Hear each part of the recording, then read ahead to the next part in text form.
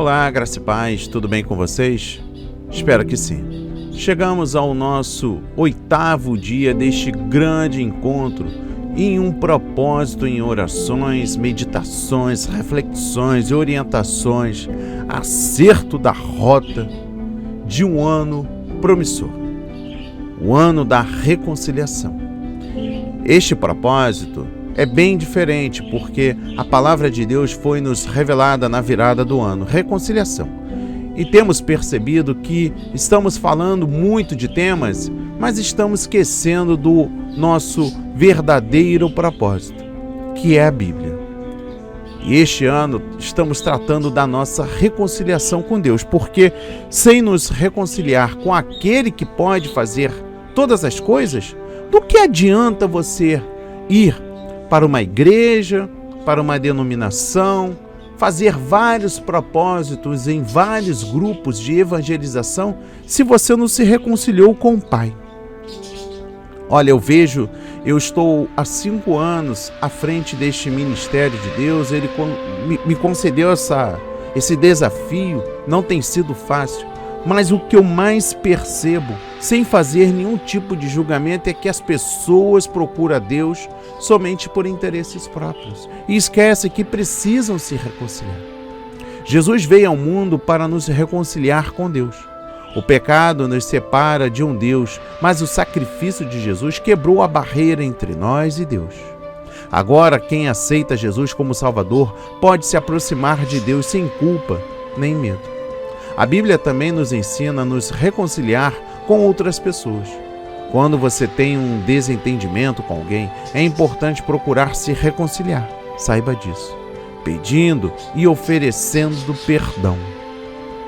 E neste 8º dia, eu trago para a leitura e meditação o livro de Hebreus, capítulo 4, versículos 14 a 16. E a palavra diz, portanto, visto que temos um grande sumo sacerdote que adentrou os céus, Jesus, o Filho de Deus, apeguemo-nos com toda a firmeza à fé que professamos, pois não temos um sumo sacerdote que não possa compadecer-se das nossas fraquezas, mas sim alguém que, como nós, passou por todo tipo de tentação, porém sem pecado. Assim, aproximemo-nos do trono da graça com toda a confiança a fim de recebermos misericórdia e entregarmos graça que nos ajude no momento da necessidade. Oremos. Senhor, meu Deus e meu Pai, chegamos aqui ao 8º dia deste nosso encontro. Este é um propósito diferenciado, é um propósito de reconciliação. Do que adianta a nossa vida ser transformada se de verdade não estamos reconciliados para com o nosso Pai Celestial? Entregamos nossas dores, nossas ofensas, nosso orgulho, nossa arrogância, nossa insensatez. Entregamos tudo de ruim em suas mãos, Pai. Estamos aqui de coração aberto, buscando a reconciliação. Em nome de Jesus, que a palavra de hoje seja uma palavra abençoada para os nossos corações, em nome de Jesus. Amém. E graças a Deus, graças a Deus, graças a Deus. Meu irmão e minha irmã, temos um grande sumo sacerdote. Sim, depois de ter Cristo tomado sobre si o castigo pelos nossos pecados e dado sua vida por nós, como sacrifício, ele entrou no céu, onde ora ministra na presença de Deus a nosso favor. Isto é, dos crentes. O ministério de Jesus como sumo sacerdote abrange 6 áreas. Preste atenção porque isso é importante. Primeiro, Jesus, no Calvário, foi tanto sacerdote como o próprio sacrifício. Ele ofereceu-se a si mesmo por todo o mundo, como sacrifício perfeito pelo pecado, ao derramar o seu sangue e morrer em lugar do pecado. Segundo, Jesus é o mediador do novo e melhor concerto, a fim de que os chamados recebam a promessa da herança eterna e que, com confiança, tenham acesso contínuo a Deus. estou dizendo que vai aparecer o João das Couves aqui na terra, vai ser feita uma imagem dele e através dessa imagem nós teremos acesso ao Pai. Não. Somente através de Jesus. Terceiro, ele está no céu. Jesus não está morto, preso na cruz. Negativo. Jesus está no céu, na presença de Deus, a fim de outorgar a graça divina sobre nós, os que cremos. Por essa graça da qual ele nos é mediador, ele nos regenera e derrama sobre nós o Espírito Santo.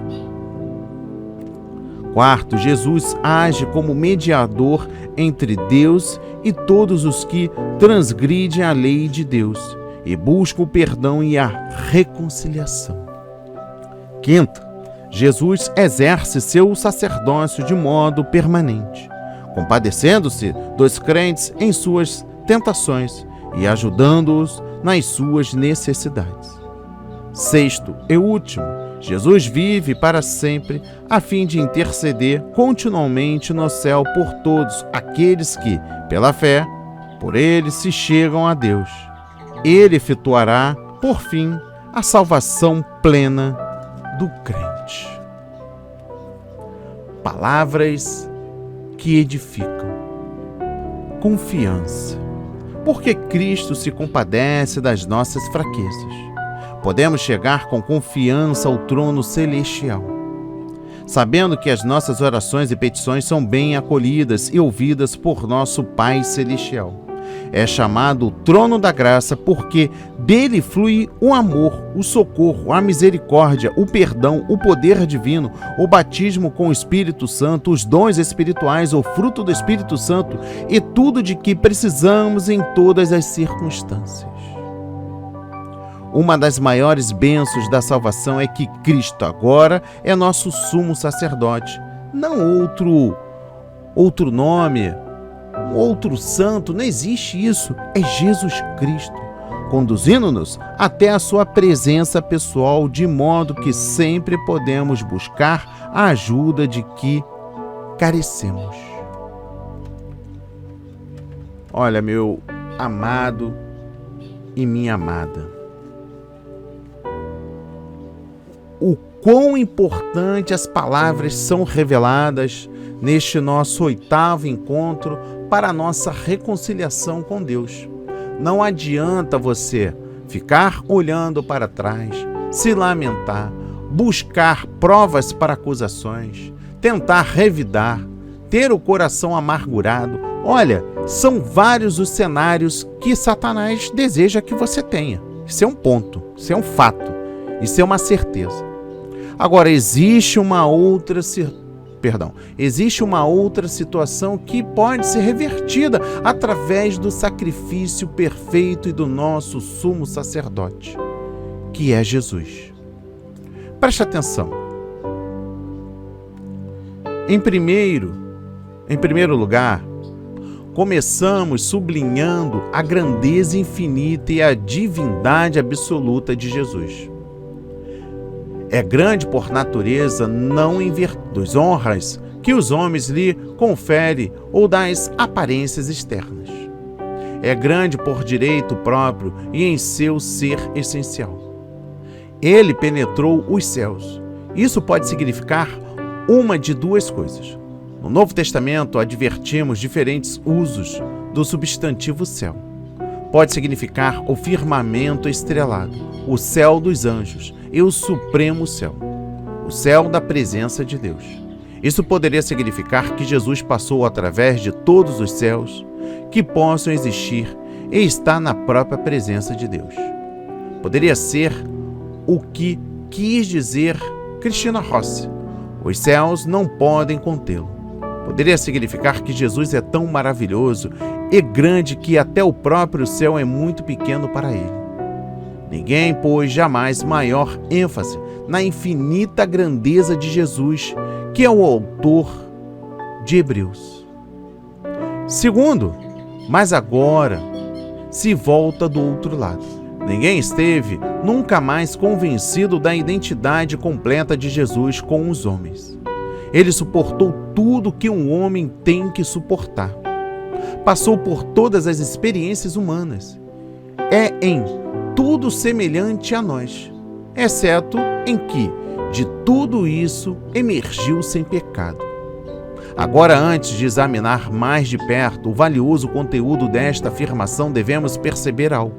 O fato de que Jesus fosse sem pecado significa necessariamente que conheceu abismos, tensões, assaltos e tentações que nós jamais conhecemos, nem chegamos a conhecer. Sua luta, longe de ser mais fácil, foi extremamente difícil. Qual é a razão disso tudo? Nós cedemos à tentação antes de que o tentador use todo o seu poder. Somos facilmente derrotados e jamais experimentamos a tentação em toda a sua força e em seu embate mais terrível. Porque nos desabamos muito antes de alcançar essa etapa. Mas Jesus foi tentado como nós, e muito mais além do que nós. Em seu caso, o tentador usou todos os seus recursos, mas Jesus se manteve incomovível.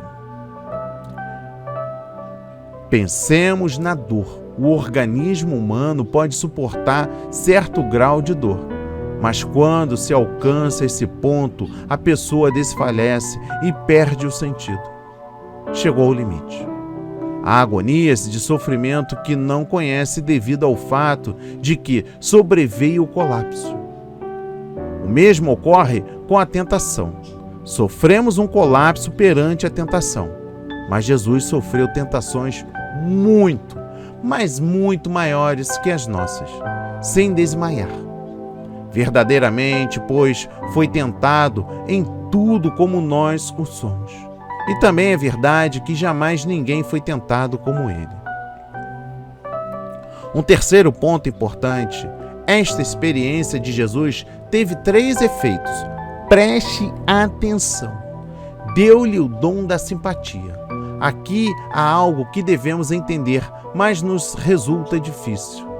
A ideia cristã de Deus como um pai amante está entristecida na malha mesmo de nossa mente e coração. Mas era uma ideia nova. Para o judeu, Deus era santo. A palavra santo tinha um significado de diferente. A ideia fundamental de Deus é que era diferente, que parecia a uma esfera da vida e do ser completamente diferente da que é a nossa, que não participava de nenhum sentido de nossa experiência humana. De fato, era incapaz de tomar parte nela porque era Deus. Isso se acentuava ainda mais no pensamento grego. Os estoicos, os pensadores gregos de mais voo, diziam que o atributo primário de Deus era a apatia, entendendo por isso a incapacidade essencial de sentir algo. Argumentavam que se uma pessoa pode sentir tristeza ou alegria, isso se deve a que alguma outra pessoa possa influir nela. Pode fazê-la feliz ou alegre, pode afetá-la. Agora, se pode afetá-la, significa que, ao menos nesse momento, essa pessoa é superior à afetada. Os gregos sustentavam, pois, que ninguém podia fazer nada a Deus, ninguém podia afetá-lo de modo algum. Ninguém podia ser maior que Deus. Portanto, Deus devia ser completa, essencialmente incapaz de sentir alegria ou tristeza, felicidade ou tristeza.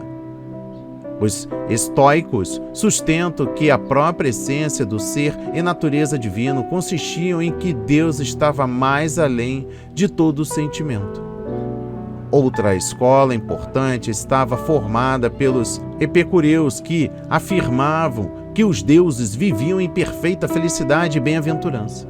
Viviam no que denominava os intermúndio, os espaços entre os mundos. E ali, em completo afastamento, nem sequer eram conscientes do mundo. Os judeus tinham seu Deus diferente, os estoicos, os deuses sem sentimento, os epicureus, os deuses completamente separados. E neste mundo de pensamentos se introduz a religião cristã, com a concepção incrível de um Deus que deliberadamente suportou toda a experiência humana.